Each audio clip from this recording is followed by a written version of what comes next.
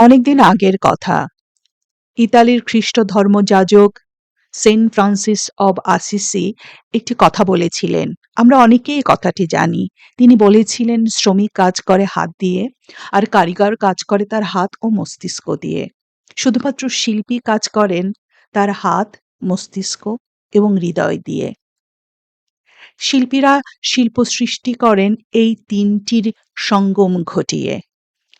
শিল্পকলা এবং আমাদের মস্তিষ্ক অথবা হৃদয়ের মাঝে সেতুবন্ধন সৃষ্টি করে আমাদের হাত।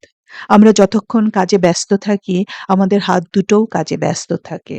এই হাত নিয়ে কবিগুরু রবীন্দ্রনাথ অনেক কথা বলে গেছেন। তিনি বলে গেছেন, আমরা মানুষের হৃদয় স্পর্শ করি হাত স্পর্শ করবার মাধ্যমে।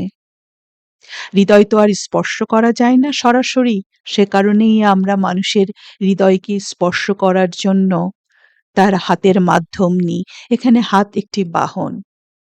ঠিক তেমন শিল্প সৃষ্টির সময় শিল্পীর হাত দুটোও একটি বাহন, মানুষের হৃদয় পৌঁছানোর জন্য এবং শিল্পকলা সৃষ্টির জন্য।